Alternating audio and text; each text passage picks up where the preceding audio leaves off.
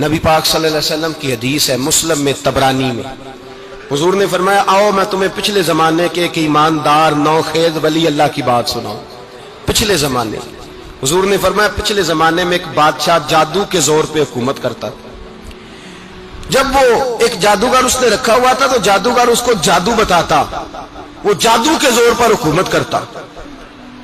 جادوگر بوڑھا ہو گیا تو کہنے لگا بادشاہ کو نوجوان میرے پاس بھیج دے، اب میں بوڑھا ہو گیا ہوں، میرا پتہ کوئی نہیں کب مر جاؤں۔ ایک نوجوان کی ڈیوٹی لگائی، بڑا زیرک سمجھدار، اپنے رعایا میں سے چن کے جو ذہین فطرت مزاج بچہ تھا وہ اس نے لگایا۔ اللہ کے محبوب علیہ الصلوۃ والسلام فرماتے ہیں بچہ جادو سیکھنے لگا، وقت گزرنے لگا۔ بچہ جب جادو سیکھنے جاتا تو رستے میں ایک راہب بھی تھا جو انجیل جانتا تھا، وہ اللہ اللہ سکھاتا، لوگوں کو حضرت عیسیٰ علیہ السلام کی تعلیمات سے آگاہ کرتا۔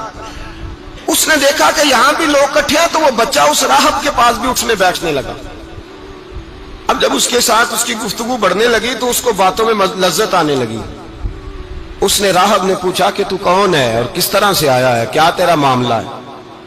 اس نے کہا جی میں جادو سیکھنے جاتا ہوں، آپ کی باتیں مجھے بڑی اچھی لگتی ہیں۔ اس نے کہا دین سیکھ، جادو سیکھنے والے کافر ہو جاتے ہیں، قرآن و حدیث سیکھنے والوں کو اللہ کامل ایمان عطا فرماتا ہے۔ فرمایا یہ سیکھ۔ بچہ بیٹھنے لگا، اس کے پاس آنے لگا، باتیں دل میں گھر کرنے لگی۔ ایک وقت آیا کہ مسلمان ہو گیا، اور مسلمان کیسے ہوا؟ بچہ کہتا ہے میں تجربہ کر کے ہوا۔ اب میں تھوڑا سا وقت جادوگر کے پاس بھی جاتا اور باقی سارا وقت وہاں بیٹھتا۔ میں ایک دن جا رہا تھا تو رستے میں اژدہا تھا، بہت بڑا سانپ تھا، رستہ روک کے کھڑا تھا۔ یہ حضور نے بیان کی حدیث، نبی پاک صلی اللہ علیہ وسلم فرماتے ہیں بچہ کہتا ہے کہ رستے کے اندر سانپ ہے، رستے بند ہے، لوگ چھتوں درختوں پہ چڑھے، ہراش ہے۔ کہتے چھوٹا سا روڑا میں نے اٹھایا تو میں نے کہا اللہ اگر جادوگر سچا ہے تو اسے مار دے۔ چھوٹا سا روڑا میں نے پھینکا، اژدہا کوئی نہ مرا۔ پھر چھوٹا روڑا اٹھایا، میں نے کہا اللہ اگر وہ عالم سچا ہے تو اسے مار دے۔ اب جب میں نے روڑا مارا تو اژدہا مر گیا۔ میرے اندر سے گواہی آئی نہیں دین کی باتیں سچی ہیں، نہیں قرآن کی باتیں اسلام سمجھانے کے لیے عرض کر رہا ہوں، اگرچہ اس دور میں انجیل تھی، اللہ رسول کی باتیں اچھی ہیں۔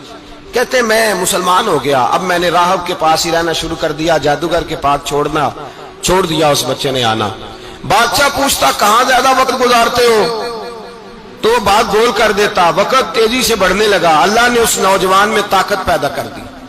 اب وہ اس کے اندر نا اللہ نے توانائی روحانیت پیدا کر دی، ابھی جوان ہے، 14-15 سال عمر ہے۔ اللہ نے اب جو بیمار بھی آتا وہ دعا کرتا تو اللہ صحت عطا کر دیتا، جو بھی آتا۔ بادشاہ کا ایک درباری تھا، بادشاہ کو پنکھا جلتا تھا، وہ اندھا ہو گیا، کوئی ایسی تکلیف آئی کہ نابینا ہو گیا، بڑے علاج کرائے شفا نہیں ہوئی۔ کسی نے اس بچے کا پتہ بتایا کانوں میں، اس کے پاس گیا تو بچہ کہنے لگا شفا تو ہو جائے گی پر کلمہ پڑھنا پڑے گا، مسلمان ہونا پڑے گا، جس پیغمبر کا میں غلام ہوں تجھے بھی بننا پڑے گا، دین پہ عمل کرنا پڑے گا، اللہ شفا دیتا ہے۔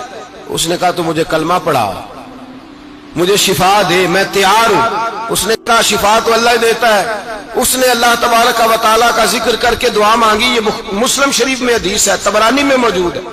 اللہ نے اسے شفا دی، اس نے کلمہ پڑھنا شروع کر دیا۔ یہاں ایک نقطہ لکھا ہے ہمارے علماء نے، کہتے ہیں جب اللہ ولایت عطا کرتا ہے نا تو یہ سفید بالوں والے کا حصہ نہیں ہوتی۔ اگر جوانی میں کوئی آدمی توبہ کر کے تصوف کے راستے پہ چلتا ہے تو سب سے زیادہ ولایت اللہ اسے عطا فرماتا ہے، سب سے زیادہ ولایت اس کے پاس ہوتی ہے۔ ابھی اس کے بال کالے ہیں، چڑھتی جوانی ہے، دعا کی تو اللہ نے، اور حدیث پاک میں موجود ہے کوڑے آتے تو شفا یاب ہو جاتے، اندھے آتے تو شفا یاب، برس والے آتے تو اللہ سے دے۔ جوان ہے، بادشاہ کے پاس وہ واپس گیا، وہ جو آدمی جس کی آنکھیں ٹھیک ہوئی تھی۔ بادشاہ نے پوچھا کہ کیسے شفا ملی؟ تو کہنے لگا میرے رب نے شفا دی ہے۔ بادشاہ سجدے کراتا تھا، اپنے آپ کو منواتا تھا، معاذ اللہ، کہنے لگا میرے علاوہ کون رب ہے؟ اس نے کہا وہی رب ہے جس نے تجھے پیدا کیا ہے، اور وہی رب ہے جس نے مجھے اندھے کو آنکھیں دی ہیں، وہی ہے میرا مالک۔ کہا اچھا تو مجھے نہیں مانتا؟ کہا نہیں میں اپنے رب کو مانتا ہوں۔ بادشاہ نے اسے سزا دی، ستایا، اس نے بچے کا پتہ بتایا، پھر بچے کو بلا کے ستایا تو اس راہب کا پتہ بتایا، راہب بھی قتل ہو گیا، نابینا بھی قتل ہو گیا۔ بادشاہ نے کہا سپاہیوں سے اس بچے کو لے جاؤ اور پہاڑ کی چوٹی پہ جا کے نیچے پھینکو تاکہ مر جائے۔ بچہ پہاڑ کی چوٹی پہ گیا تو ہاتھ اٹھا کے کہنے لگا یا اللہ میرے لیے نہیں اپنے لیے، میرے لیے نہیں اپنے لیے انہیں اپنی قدرت کے جلوے دکھا، میرے لیے نہیں۔ اللہ کے بندے اپنی جان بچانے کی دعائیں نہیں مانگتے، اپنے لیے انہیں اپنی قدرت کے جلوے دکھا۔ یہ دعا مانگی، جتنے لوگ ساتھ آئے تھے وہ سارے زمین پہ گرے اور سب مر گئے، پہاڑ سے گر کے مر گئے۔ بچہ واپس سیدھا بادشاہ کے پاس کہنے لگا لو بھائی میرے رب نے مجھے بچا لیا ہے۔ جوان کا ایمان دیکھو، میرے رب نے مجھے، بولو میرے اللہ نے مجھے ایمان کی گواہی دے رہا ہے، میں بچ گیا ہوں، تو جھوٹا ہے، میرا رب سچا ہے۔ اس نے کہا لے جاؤ اس کو دریا میں، کشتی میں بٹھاؤ، بیچ دریا کے جا کے دھکا دے دو۔ بیٹھے کشتی میں، دریا کے بیچ گئے، اور جب جا کے وہاں اس کو دھکا دینے لگے تو اس نے کہا اللہ میرے لیے نہیں اپنے لیے انہیں اپنی قدرت کے جلوے دکھا۔ بس ایک طوفان سا آیا، جتنے سپاہی ساتھ آئے تھے ڈوب کے مر گئے۔ وہ بچہ اٹھا اور سیدھا پھر بادشاہ کے پاس، اسی کے پاس کہنے لگا لو بھائی میرے رب نے مجھے بچا لیا ہے، تیرے پاس آیا ہوں۔ وہ کہنے لگا تو کیا مصیبت میرے گلے پڑ گئی ہے، کیسے جان چھوٹے گی؟ تو بچہ کہنے لگا اگر تو مجھے باندھے درخت کے ساتھ اور سارے ملک کو بلائے، لوگوں کو اکٹھا کرے، پھر تو مجھے تیر مارنا، میں تجھے بتاؤں گا کیسے مارنا ہے، میں مر جاؤں گا۔ اللہ کا بندہ نوجوان ایمان دیکھو، مرنے کے طریقے بتا رہا ہے، میں تجھے بتاؤں گا میں کیسے مروں گا۔ یہ بات کہی، بادشاہ نے سارا مجمع جمع کیا، ملک سارا باہر آ گیا، درخت کے ساتھ باندھ دیا۔ کہنے لگا بھائی لوگوں یہ مجھے مارنا چاہتا تھا، مار نہیں سکا، اب میں اسے بتانے لگا ہوں کہ میں کیسے مروں گا۔ اسے کہو جب تیر مارے تو ساتھ میرے رب کا نام بھی لے، میں اپنے رب کے نام پہ جان دوں گا، ایمان کی پختگی میں اللہ کے نام پر جان دوں گا۔ اسے کہو رب کے نام پہ مارے، مر جاؤں گا۔ بادشاہ نے اللہ کہہ کے تیر مارا، پیشانی میں لگا، بچے کی روح پرواز کر گئی، جتنا مجمع کھڑا تھا سارا کلمہ پڑھ کے مسلمان ہو گئے، سارے مسلمان ہو گئے سارے۔ میرے رسول پاک سید عالم صلی اللہ علیہ وسلم نے نوجوانوں کو بتایا جب تمہارے اندر ایمان کی قوت آئے گی تو اللہ تمہاری مدد کرے گا۔ فرمایا وہ نوخیز ولی تھا، ابھی جوان رانا تھا، ابھی اس کی پیشانی پر جوانی کے آثار تھے، لیکن اس نے اللہ کو راضی کیا، رب کریم کو راضی۔ ولایت کا مطلب بڑھاپا نہیں، ولایت کا مطلب وہ نہیں کہ جب بڑا لمبا وقت گزر جائے تو پھر آدمی آئے کہ نہیں اب کیا کرنا ہے، اب مسجد ہی ہے، اب تو اس کے علاوہ گزارا ہی کوئی نہیں۔ تو اس وقت کا آنا اللہ کی بارگاہ میں قبول تو ہے، لیکن شاباشی اسی کو ملتی ہے جو جوانی کا وقت آئے، جو عین اس وقت آئے جو وقت میرے رسول پاک علیہ السلام کے غلام عبداللہ ابن عمر، حضرت عبداللہ ابن عمر رضی اللہ تعالیٰ عنہ فرماتے ہیں کہ میں نکلا، مجھے سفر کے لیے جانا تھا، تو تھوڑی سی کھجوریں، تھوڑا سا سرکہ، ایک شہد کی بوتل، چیزیں میں نے سفر کے لیے ساتھ رکھ لی۔ میں جب مدینے سے باہر صحرا میں نکلا نا تو رمضان نہیں تھا، غیر رمضان تھا۔ میں نے ایک نوجوان کو دیکھا بکریاں چرا رہا، بکریاں چرا رہا، اے جوان، آپ فرماتے ہیں اس کا چہرہ بڑا نورانیت والا، گرد پڑی ہوئی پر بڑا حسین۔ فرماتے ہیں میں نے اس کو کہا کہ آ جاؤ کھانا کھا لو، روزے بھی نہیں تھے۔ کہنے لگا نہیں میں نے روزہ رکھا ہوا ہے۔